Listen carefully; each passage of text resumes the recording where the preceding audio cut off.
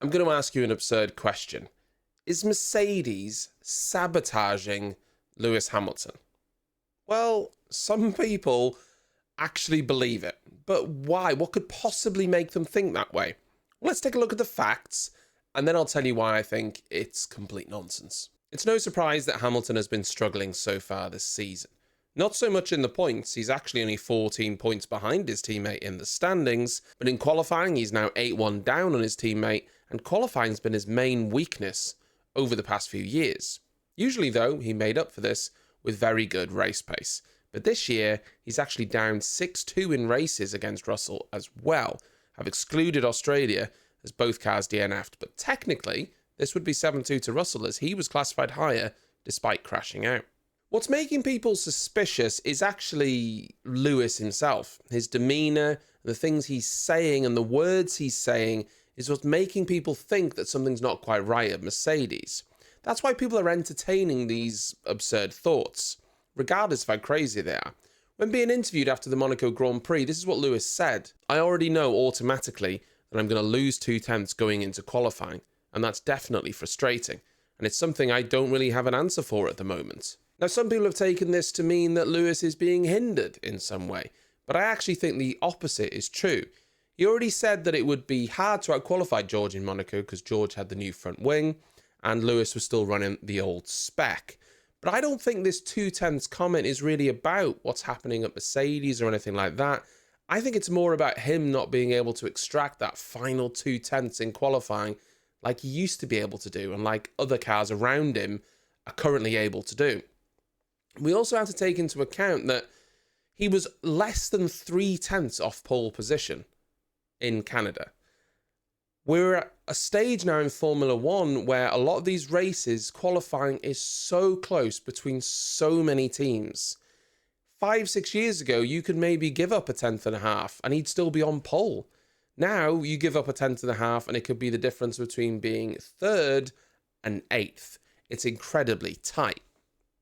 Then we moved on to Canada, and we have a few more comments from him, though, that just didn't quite seem right. Lewis was on it all weekend in Canada. He had a blistering pace, especially in FP3. Toto Wolff described it as stratospheric. But when it got to qualifying, Lewis once again said the car just felt different. He hadn't changed anything this time. It just wasn't the same. He didn't have the same grip. But after qualifying, he said this: "The tyres were working throughout the weekend. Then we got to qualifying, and every time I went out of the garage, my tyres were for some reason below on temperature. Every set was 2 or 3 degrees lower than it should have been, and you can't catch it up, and I couldn't switch the tyres on after that. There's something we really have to look at because something went on with the blankets, I guess." So for some reason, Lewis is saying that during qualifying, his tyres were never the right temperature coming out of the tyre blankets that warm the tyres and keep them warm before they put on the car. And just so you know, the drivers have a readout of the tyre temperatures on their dash. They can see what those tyre temperatures are, and they definitely know what they are at all times because they need to know this because they have to warm the tyres and get them into that optimal working temperature to get the most grip out of them and for the optimal lap time. So why weren't they the correct temperature, or why were they 2 or 3 degrees less than what he was expecting them to be? These tyre blankets are very well controlled. The teams know what they are. The teams have a readout knowing exactly what the tyres should be. So it's a little bit odd that he's saying that. Is what he's saying true? Was the problem still present for George? Was that a problem that he was facing as well? Was this just an issue with the tyre blankets? I can't answer that one. And it's an odd thing for him to say. Something didn't quite feel right with Lewis and his demeanour, especially after qualifying. It just wasn't right. When asked before the race what he was looking forward to, he just said, going home. And he seems to get like this recently. And it's weird because he was performing so well before qualifying. Something isn't quite right with the relationship of Mercedes and Lewis, and it goes beyond him joining Ferrari. After the Canadian Grand Prix, Mercedes posted a message on their social media. This is what it said: "Heading home with our first trophy of the year. This one is for everyone in Brackley and Brixworth. They have been working so hard to move us closer to the front." Nothing wrong with that, right? Well, let's just say very dedicated Hamilton fans took exception to this on social media because they felt Mercedes were clearly forgetting Hamilton's second place. in the sprint race earlier in this year. But the Merc social media person, they doubled down on this and said, it's a medal and a plaque you receive for a top 3 in the sprint. Okay, well, that's absolutely fine if that's what you say.